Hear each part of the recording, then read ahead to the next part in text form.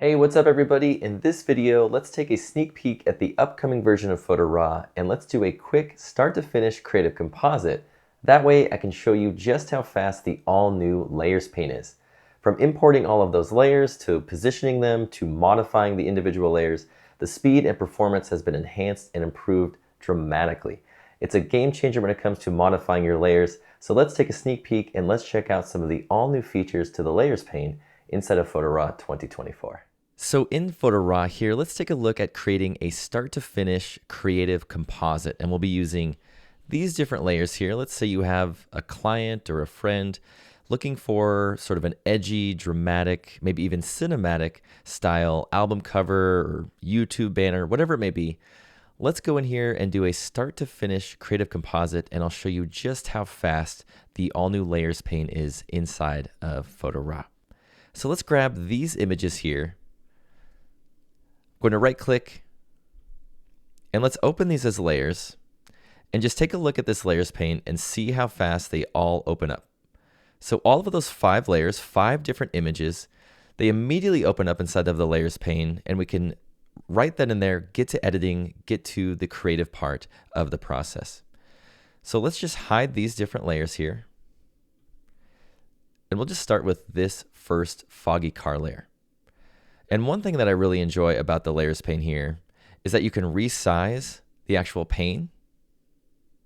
So if you're working with a dozen different layers here, you can easily pull this open and see all of the different contents within that Layers Pane there. So I'm just going to make it a little bit more compact there before we get into viewing some of the adjustments to each layer. But let's grab our foggy car layer here. I'm going to hit V on the keyboard, and I'm just going to maximize the size there to make it fit the screen.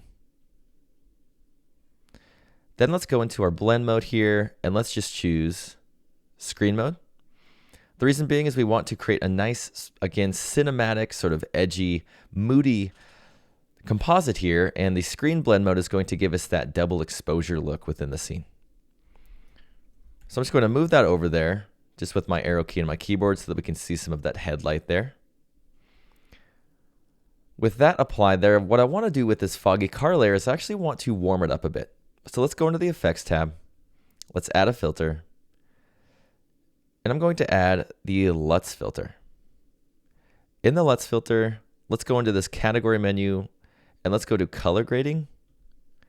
And I think I'm going to leave it at this one here.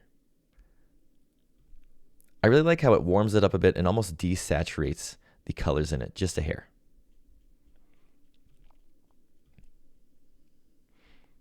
So the great thing with applying different filters and adjustments to individual layers is now in the latest version of Photo RAW, we can access those adjustments really easily by just opening up that layer and its contents right there. And this goes back to opening up that Layers Pane a bit. If you have, a few different layers in here and you're viewing their contents, you can easily resize this to view whatever is inside of those individual layers. But we've modified this foggy car layer here, and we can see the different filters and modifications that we have applied to it right in here. And if we need to go into any of these different sections here, let's say we want to modify the tone and color, we can just double click it and it will open up that particular pane or section of Photo RAW so that we can immediately start readjusting or modifying. So let's say, for example, in our effects here, I just want to view the effects that I've applied on and off.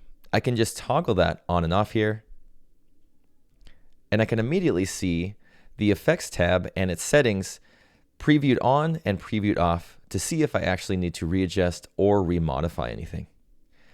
And I think I'm going to go in here and actually, let me resize this just a hair again there. It's getting a little too big there, but let's go into the Effects tab. Let's add one other filter here, and I'm actually going to add a nice glow filter. And let's use this darker style. And you'll see now within my foggy car section there, I can view all of those different filters and effects that are applied to the scene. So I'm going to leave it as it is, but if I need to go back to that particular layer, I can easily just roll open that arrow there, and I can modify any of these different adjustments that I've applied. Let's continue on the composite here. Let's select this right hat layer here. Let's grab the actual layer itself. I'm just going to make it quite small there. And I'm going to position it down here at the bottom right. And I'm actually going to use the screen blend mode for that. Oops. That way I can create more of that double exposure look within the scene.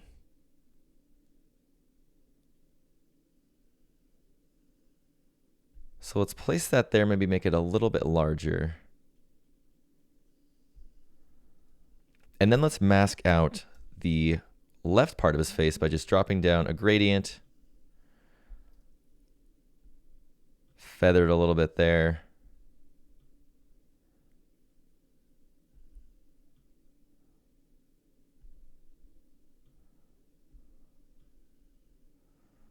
Actually, we'll probably just pull it down right there. We don't really need much. We're just sort of trying to, again, create this sort of edgy, dramatic double exposure look, and I think that looks pretty good right there. So we'll grab another one of the sort of characters, if you will, for our artwork here, and we'll just, again, drop down the size. And you can see how smooth it is, even just grabbing the layers and moving them around. It's so much faster. There's no lag. I can immediately move and position the particular layer exactly where I need it to be.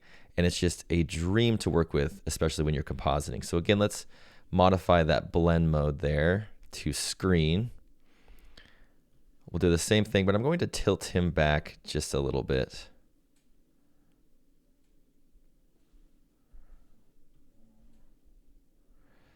Maybe a little bit more there.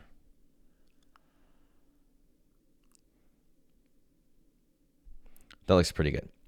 And then same thing, M on the keyboard to grab the gradient. And even using that gradient is so much faster. You could see just moving it around and tilting it is smooth. It's just so much faster and so much easier to work with when dealing with layers, because everything is so much more slick and you're just way more in control than you were in the last version. I just love the all new Layers Pane. So let's just turn that off and on and we'll see how that looks. That looks pretty good there. I think we need to position it down just a little bit more.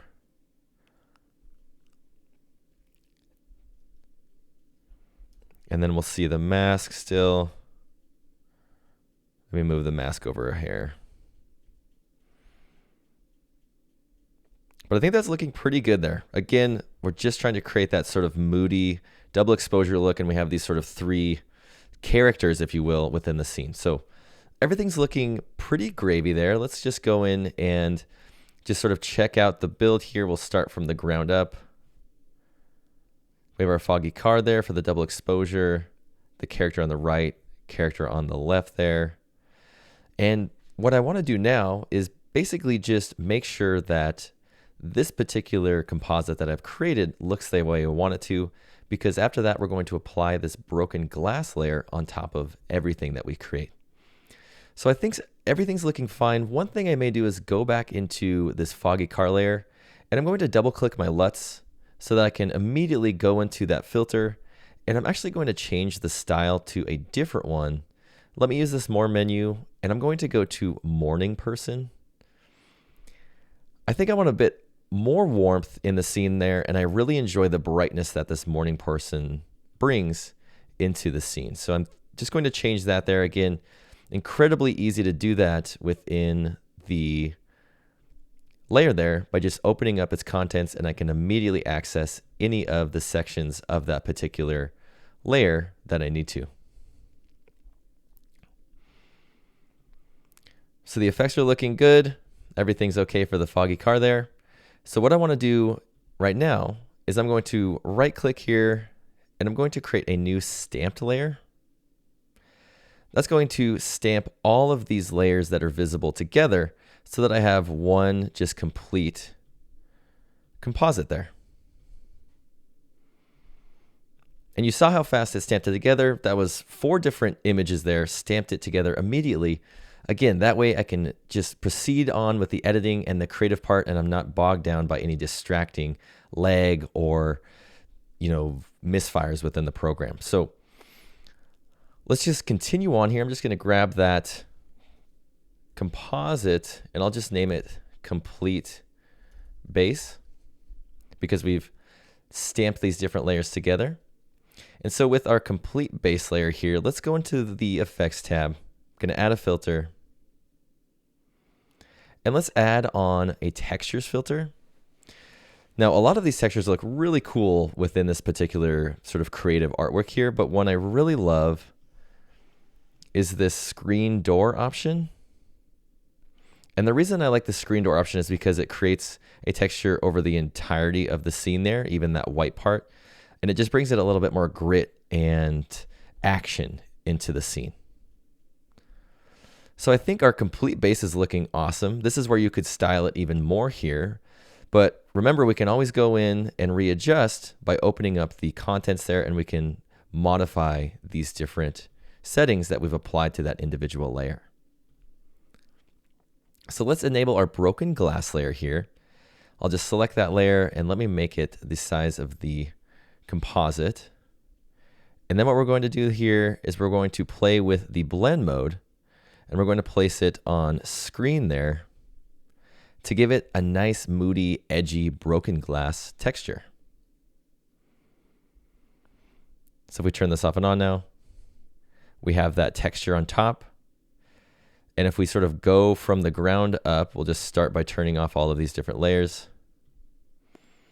So we have our original layer here, and then we've quickly brought in these different layers. And you saw how smooth of a process it was. There was no lag. Everything got into place right where it needed to be. And we were able to build this. And so with very little effort, I was able to go in here with 5 different layers, composite them together, modify the settings within them, and I'm still able to go into each of those individual layers, and I'm able to modify every single setting if I need to readjust.